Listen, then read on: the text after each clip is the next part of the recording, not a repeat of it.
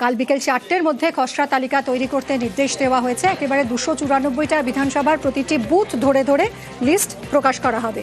Booth ভিত্তিক খসড়া তালিকা ডাউনলোড করা হচ্ছে, ডাউনলোড করে ছাপানো হচ্ছে খসড়া তালিকা। কমিশনের নির্দেশ মিললেই খসড়া প্রকাশ সিইও দফতরের।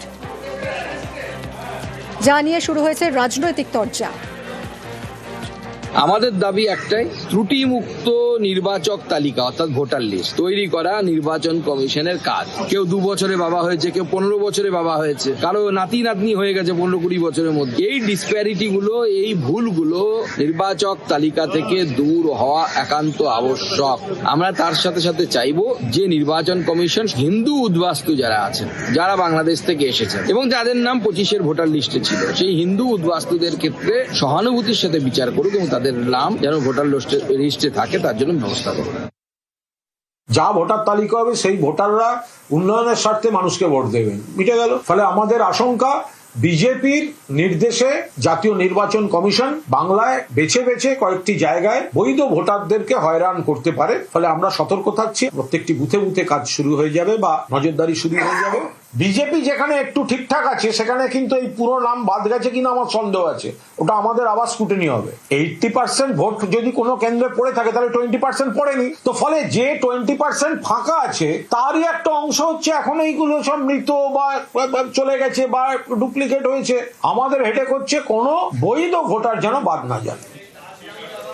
কাল এসআইআর এর খসড়া তালিকা প্রকাশ হচ্ছে, কিভাবে নাম যাচাই করা যাবে আসুন জেনে নিই। বিশ্বজিৎ রয়েছে সঙ্গে। বিশ্বজিৎ, দেখো, যে মূল খসড়া তালিকা প্রকাশ হবে তার সঙ্গে সঙ্গে যারা সিটিং বা মৃত ভোটার পাওয়া গেছে এই ধরনের আরো একটি তালিকা সেটিও প্রকাশ করা হবে। অর্থাৎ এই যে এইরকম তালিকায় প্রায় 58 লক্ষ লোকের নাম রয়েছে। এছাড়াও যে মূল খসড়া তালিকা সেখানে যারা স্বাক্ষর করেছেন অর্থাৎ এনুমারেশন ফর্ম যারা ফিল আপ করেছেন তাদের নাম থাকবে।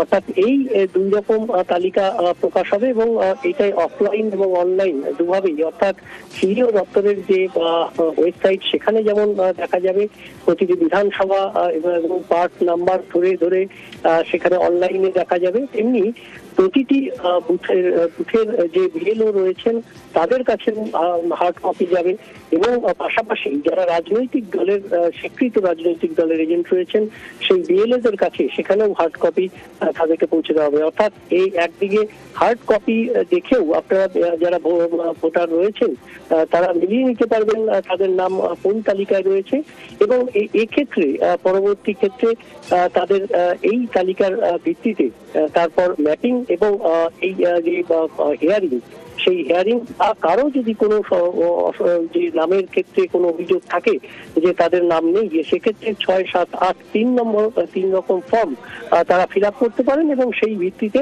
হিয়ারিং শুরু হবে এবং এই হিয়ারিং এই তালিকা প্রকাশের অন্তত 4 দিন পর থেকে কোনো একদিনের মধ্যে শুরু হতে পারে। অর্থাৎ এই তালিকা প্রকাশের 1 সপ্তাহের মধ্যে হিয়ারিং শুরু হতে পারে এবং সেক্ষেত্রে যারা ভোটাররা অর্থাৎ যারা হিয়ারিং এ যাবেন তাদেরকে ইআরও এবং এইআরও কাছে তারা এই হিয়ারিং নেবেন। রোল অবজারভাররা থাকবেন এবং সেখানে যথেষ্ট নিরাপত্তা থাকবে বলেই কমিশন দপ্তর সূত্রে জানা গেছে এবং এই যে হিয়ারিং তার ভিত্তিতেই পরবর্তীকালে যে মূল তালিকা সেই তালিকার প্রকাশের দিকে যাবে কমিশন। তবে আগামীকাল যে কোনো সময়ই কমিশনের নির্দেশ পেলে সিইও দপ্তরের ওয়েবসাইটে আপলোড করা হবে এবং পাশাপাশি বিএলও এবং বিএলএদের কাছে সেই তালিকার কপি পৌঁছে যাবে। ধন্যবাদ বিশ্বজিৎ।